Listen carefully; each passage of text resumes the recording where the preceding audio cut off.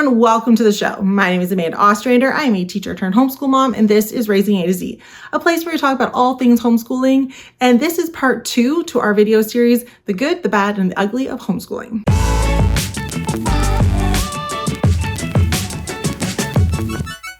So last week I started a video called The Good, the Bad, and the Ugly of Homeschooling. And I filmed it. It was all great. And then I started editing it and I realized it is like super long. And so I cut it kind of last minute. And so if you want to see the first part, which is the good and the bad, I'll put a link down below. But this is part 2. This is the part where we cover all of the ugly things that come with homeschooling. And yeah, we're just going to jump right in. But I'd hear it and I'd hear people go, oh yeah, you'll just figure it out. I'm like, this is what I do. Here's some ideas. Have you tried this? What do you look like? Help people. Don't gatekeep. Help people. And lastly, we're going to get to the ugly part of homeschooling. The things that are kind of crappy when it comes to homeschooling. So sometimes you don't have the most supportive people around you. No one bats an eye when you say you're going to send your kid to school. Everyone's like, oh, great. Everyone will have a million things to tell you when you say you're going to homeschool your kids. And for a lot of people, especially if they've never experienced homeschooling, are going to be very against it and they're going to be very aggressive about it. And it really sucks when that is not just strangers, but it's your friends and your family. And that is really difficult when that decision that you've made to homeschool your kids becomes the center of discussion at Thanksgiving, right? So that is kind of a difficult thing. With strangers, because we have met some strangers. There's one lady at the coffee shop nearby that if she sees our kids there on public school day, she has lots to say about it. And it's very easy for a stranger for us to be like, well, not your kid, not your problem. We do what's right for us. Like, it's very easy to shut down a stranger and just walk away. It's a lot harder when it's your friends. It's a lot harder when it's your parents, your siblings, your cousins, your aunts, your uncles, your grandparents who have a lot to say and they're not being very helpful. And sometimes they just don't get it, and that's okay. They don't have to get it.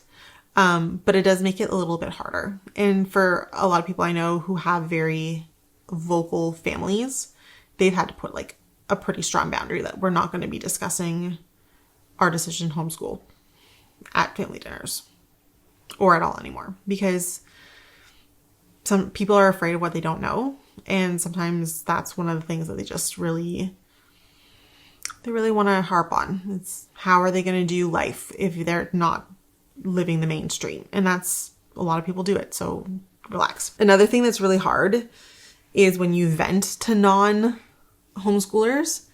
They have zero sympathy for you, zero empathy for you, and zero help for you. So like if your kid, like my youngest who has a hard time reading, if I were to go and tell a non-homeschooler that, you know, she's struggling with reading and we're really having a hard time and it's been a difficult journey and they'll be like, well, why isn't she in school? You wouldn't have to deal with this if she was in school. That would be someone else's problem. Just put her in school. Well, you took this on yourself. Like, and you're like, well, that's not helpful in any way, shape, or form. Also, I'm allowed to say my kid's having a hard time in school, especially since public schoolers are allowed to say, oh, my kid's really having a hard time reading. They're allowed to say it because they are, but like, because my kid's having a hard time reading, it's very much like, well, this is your own fault. You took this on yourself. So you're allowed to have a hard time with a kid who's struggling to read, and I'm not, because I chose to homeschool and you chose to put your kid in school. But they're both doing the same thing and having the same difficulty. It's a double standard and it sucks. And it happens across the board. The other thing that's really kind of sucky about homeschooling is finding community can be hard. We are incredibly lucky to be in the time that we're in, because post-COVID, there's been a boom of homeschoolers and our homeschooling community has grown exceptionally large. in our city. We just did like a winter carnival meetup, and we had well over 100 kids. Like that's the kids. And there was a lot of people there who just like couldn't be there. Like our co-op, which started 3 years ago. Our co-op was, when it started, the lady who started it, she's like, it was often me and like 1 or 2 other families. And that was like a good turnout. And now we're averaging 20 to 30 families a week. So we're incredibly lucky. But I can tell you, before COVID, and in a lot of other communities, it can be very, very difficult to find your homeschool group, your homeschool friends. And that is definitely a thing that parents sometimes struggle with. And sometimes it's not even like their fault. Sometimes there just aren't a lot of homeschoolers around. And, you know, finding homeschoolers that are kind of the same age as your kids also struggle. Finding homeschoolers who are on a schedule, who work with you, can be a struggle. I know there's, like, for example, there's someone in our town who has reached out like, oh, I want to hang out with more homeschoolers. But I, you know, have a daycare, so I can't get anywhere between the hours of 9 and 5. And we're like, oh, well, like doesn't work schedule wise for us to not hang out during the day, right? The other thing that is really difficult in terms of finding community, which I get angry about, I'm looking at some of you homeschoolers, is the religious versus non-religious homeschoolers. I personally haven't had experience with this, but I have had certain people tell me how hard it is, because certain groups are very against them even joining for like social meetups, which is gatekeeping, which is inappropriate. People are allowed to be friends, even if they don't agree on everything in life. It's gone so bad at one point that I knew somebody who had told me that her kids had been told they weren't allowed to hang out with other people's kids from a different co-op. This was years and years ago, but not our co-op, because they were secular and all the kids in this co-op were religious. And so all the parents said, well, you can't hang out with them. You can say hi, but like when it comes to like picking partners at the science center, or like, you know, talking to people and playing with friends at like a meetup, pick somebody else. Don't go with them. And that's not okay. Okay? There are going to be a lot of different people in the world who have different backgrounds, different goals, different, you know, values, different things. We can come together for once in a while and like share the struggles of homeschooling and like what's working for us, what's not working for us. Let our kids get together. People need to like experience others outside of their very narrow field of view, because everyone has a very narrow field of view. That's why we learn about other people. But yeah, I've found, unfortunately, that for a lot of secular homeschoolers, they have a very, very hard time, because a lot of more religious homeschoolers are not very nice. So maybe we can stop that. Please and thank you. Yeah, finding community can be difficult because you have like different ages and different backgrounds and different views on life. And then you also have to like just click with people. Like sometimes you just don't click. And like that's like unfortunate. It's tricky. Sometimes it's hard. Sometimes it's definitely, if you build it, they will come.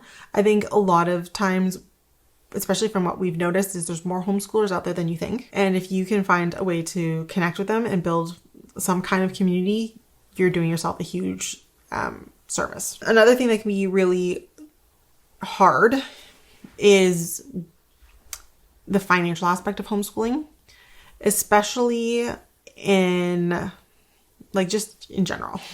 The financial aspect of homeschooling can be difficult. For a lot of families, homeschooling means that you're on one income.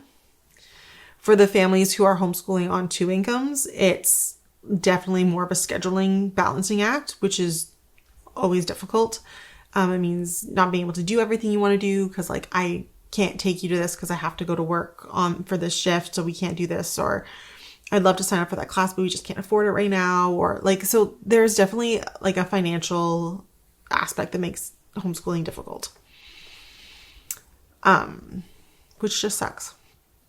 And, you know, I know a lot of people are like, oh, well, some places get funding for their homeschooling. And even then, like, that's not an easy thing to get. So you get homeschooling funding, but then like sometimes it's not approved. Sometimes there's lots of limits on it of like what you can purchase. Like I know that there's places that have a non-religious rule. So you can't purchase anything that has any religious affiliation because it's public money. You can't purchase anything that would be games, and you can't purchase anything like books. So it has to be only curriculum. So you can't purchase like novels for a novel study or anything. Like it has to only be curriculum. It has to be only like meet certain criteria, which can be difficult. And then sometimes there's lots of like strings attached where like people are coming into your home and like making sure you're homeschooling a certain way. Or there's people who like you have to submit reports. So there's like testing that you have to do. So like the financial side of homeschooling can be very complicated and very difficult. It's not, you know, as easy as some people would think it would be. But it is doable. For a lot of people, it takes a lot of sacrifice. That is one thing that we talk about a lot in our homeschool circles, is that homeschooling is about sacrifice. It's not necessarily about, we don't all look out to have the biggest and best and the nicest things.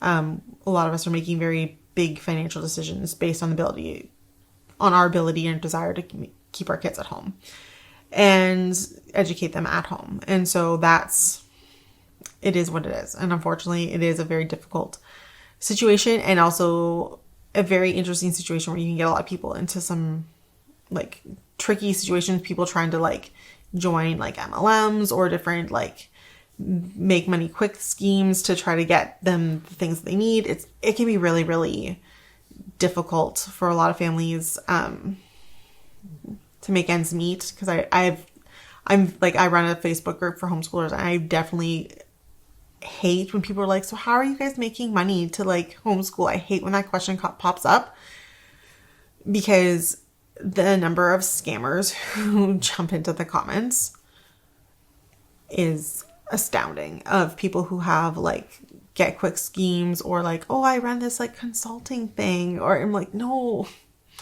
that's not real. Oh yeah, you just have to pay to join this thing. And I'm like, oh. And, you know, I know a lot of homeschoolers who've been taken advantage of in that way. So, like, the financial stuff sucks. So, like, it sucks. And then the other thing that gets really kind of sucky and difficult is what happens when your kids get older.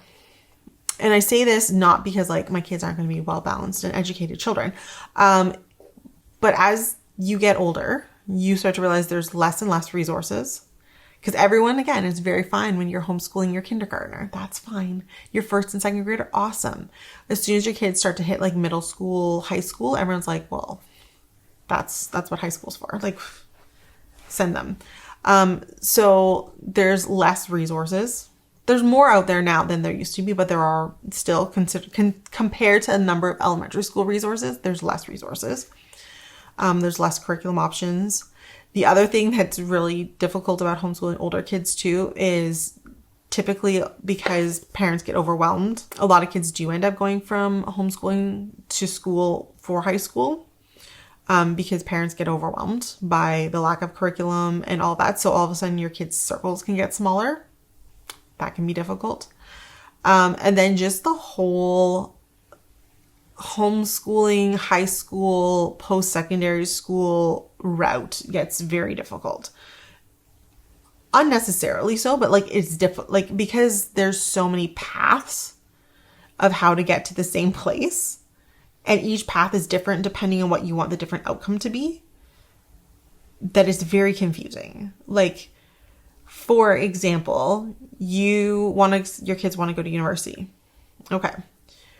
Depending on what university they want to go to. University A just wants a portfolio of their work.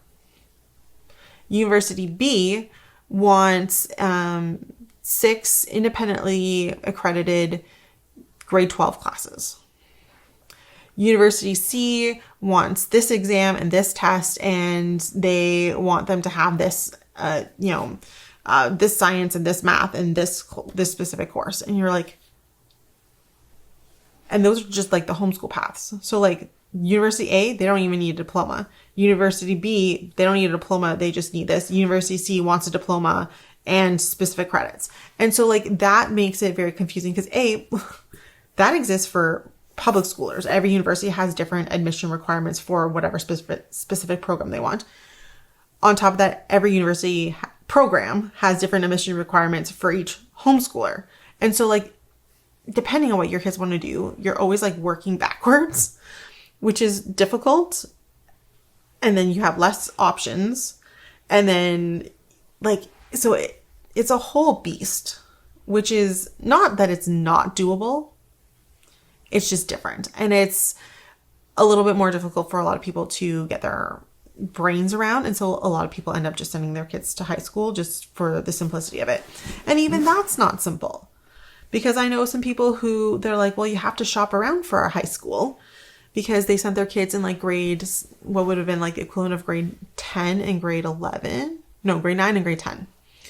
And they're like, well, we had to shop around because this school said they had to start at grade 9 and earn all the credits, which would have made their older kid behind. Like he would have been a year behind.